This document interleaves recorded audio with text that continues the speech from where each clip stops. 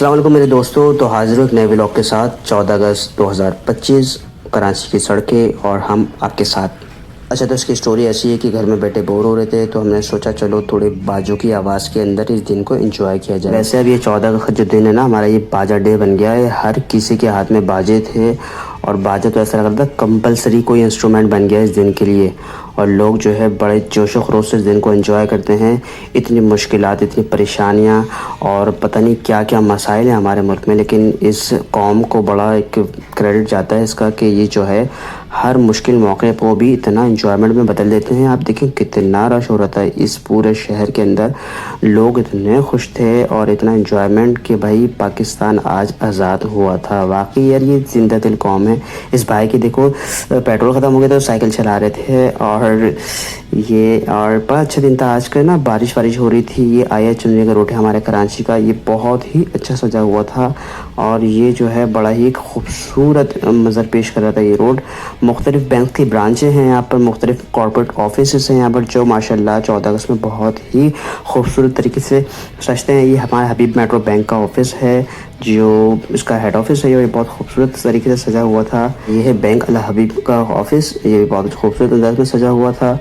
पूरा इन्होंने ग्रीन लाइटों से इसको सजाया हुआ था और बहुत ही खूबसूरत सजावट की गई थी। मैं तो कहता हूँ कि आए चुनरी रोड पे जितने भी बैंक्स और कॉर्पोरेट ऑफिस हैं उनका तो एक कॉम्पिटिशन होना चाहिए। मतलब ये माशाल्लाह इतना अच्छा सजाते हैं ये और बहुत ही खूबसूरत। मतलब ऐसा लगता है कि 14 अगस्त पे इनका बाकायदा कंपटीशन होना चाहिए। इन तमाम बिल्डिंग्स के जो भी सुपरविजन में होते हैं जिनकी भी, और जो इसको एक अरेंज करते हैं, यहाँ की लाइटिंग वगैरह वो बहुत ही खूबसूरत हुई है। नेशनल बैंक तो बहुत ही खूबसूरत सजा हुआ था भाई, इसको तो मैं एक्स्ट्रा मार्क्स दूंगा नेशनल बैंक कराची को। और ये जो 14 अगस्त का दिन था ये बहुत ही क्राउड वाला दिन था। लोग यहाँ पर सेल्फीज़ बना रहे थे, स्पेशली बैंक अल्फला है ये, और इन्होंने बहुत अच्छा आई लव पाकिस्तान लिखा हुआ था, पाकिस्तान के झंडे बनाए हुए थे। ये हमारा सेंट्रल पुलिस का ऑफिस था पुलिस वालों का, और ये भी माशाल्लाह बहुत अच्छा सजा हुआ था। और ये जो है पूरा रोड बहुत खूबसूरत सजा हुआ था आया चुने के रोड का।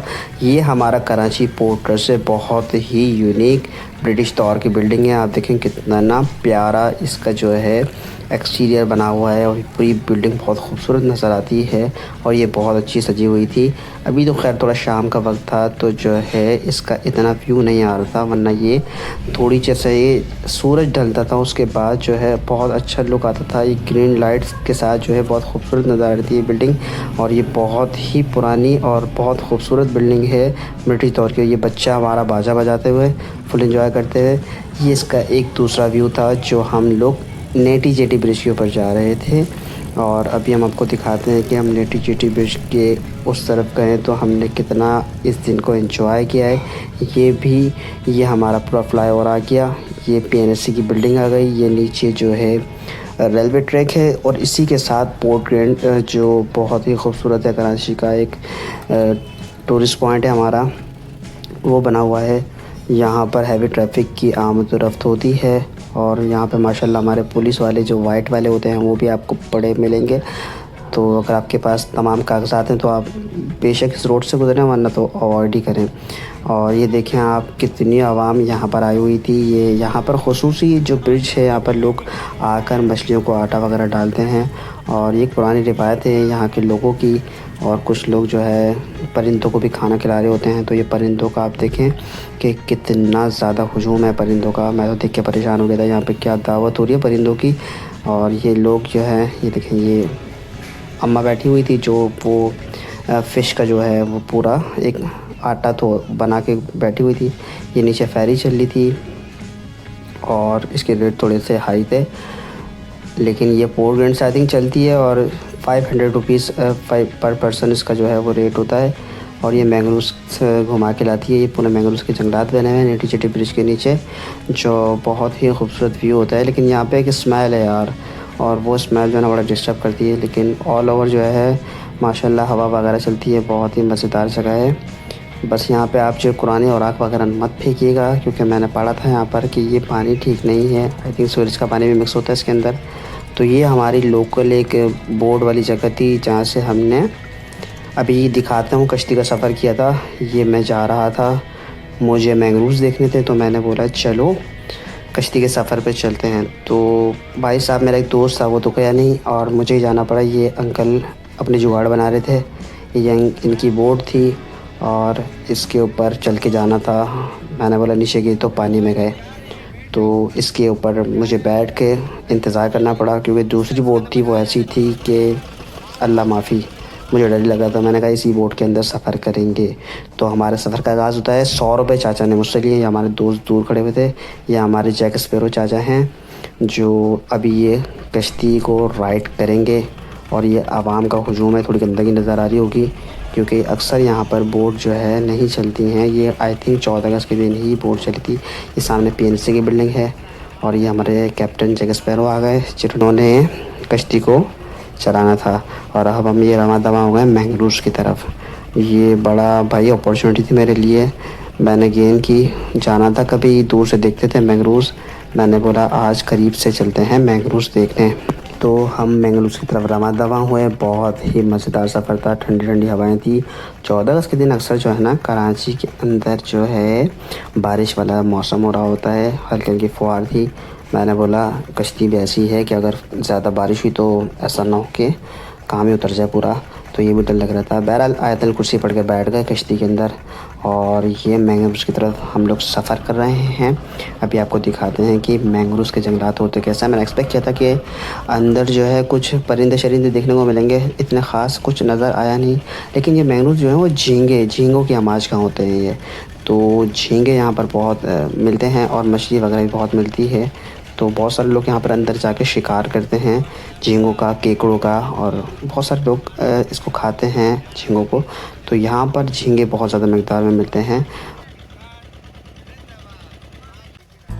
ये हैं कराची के मैंग्रोव्स, समंदर के बीच उगने वाले हरे भरे जंगलात।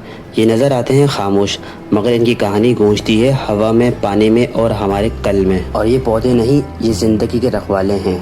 ये अपनी जड़ों से साहिल को थामे रखते हैं, लहरों के वार सहते हैं, तूफ़ानों को कम करते हैं और हज़ारों मछलियों और परिंदों को घर देते हैं। मैंग्रोव्स के जंगलात, मैंग्रोव्स जिन्हें उर्दू में समुद्री झाड़ियाँ भी कहा जाता है, वो पौधे जो खारे पानी में उगते हैं और साहिली इलाकों की माहौलियाती तवाज़ुन को बरकरार रखते हैं। ये जंगलात बुनियादी तौर पर साहिल के करीब दलदली इलाकों और दरियाई दहानों में पाए जाते हैं, जहाँ ताज़ा और खारा पानी मिलता है। कराची के साहिल के करीब मौजूद मैंग्रोव्स न सिर्फ हयाताती तनाव का मरकज़ हैं, बल्कि ये माहौलियाती तहफ़्फ़ुज़ में भी अहम किरदार अदा करते हैं। इनके घने जड़ों का निज़ाम समुद्री लहरों की शिद्दत को कम करके साहिल के कटाव से बचाता है। इसके साथ साथ ये तूफ़ानों और सुनामी जैसे ख़तरनाक समुद्री वाक़यात के असरात को भी कम करते हैं। ये जंगलात मछली, झींगा, कीकड़े और दीगर समुद्री जानवरों के लिए कुदरती नर्सरी है। यहाँ के पानी में छोटी मछलियाँ और झींगे परवरिश पाते हैं, जो बाद में मकामी माहीगीरों की आमदनी का जरिया बनते हैं। यही वजह है कि कराची के माहीगीर मैंग्रोव्स को अपनी रोजी का ज़ामिन समझते हैं। कराची के मैंग्रोव्स में मुख्तलिफ़ किस्म के परिंदे, मछलियाँ और दीगर आबी मखलूक़ात रहती हैं।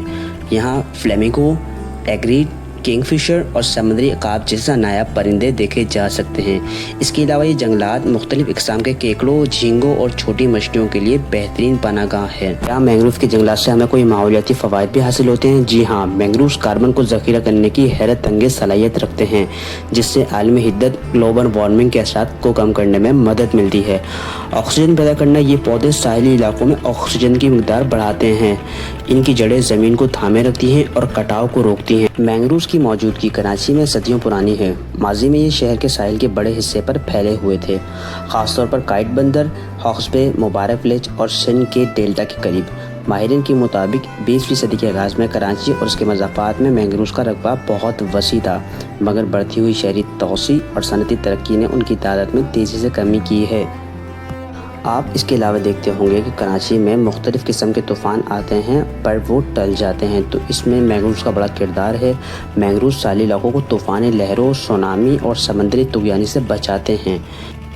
कराची के हज़ारों माहीगीरों का रोज़गार बराह रास्त मैंग्रोव्स पर मुनहसर है।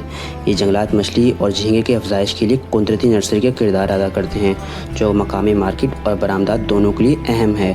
अंदाज़न पाकिस्तान की झींगे की पैदावार बड़ा हिस्सा इन्हीं इलाकों से हासिल होता है। इसके तहफ़्फ़ुज़ के लिए हुकूमत सिंध, WWF पाकिस्तान और दीगर माहौलियाती तंजीमें शजरकारी मुहिम्मात चला रही हैं। हालिया बरसों में लाखों नए मैंग्रोव्स लगाए गए हैं। कुछ इलाकों को महफूज इलाका करार दिया गया है, जहां शिकार और कटाई पर पाबंदी है। इसके अलावा मकामी कम्युनिटीज़ को ट्रेनिंग दी जा रही है ताकि वो खुद इन जंगलात की हिफाजत कर सकें।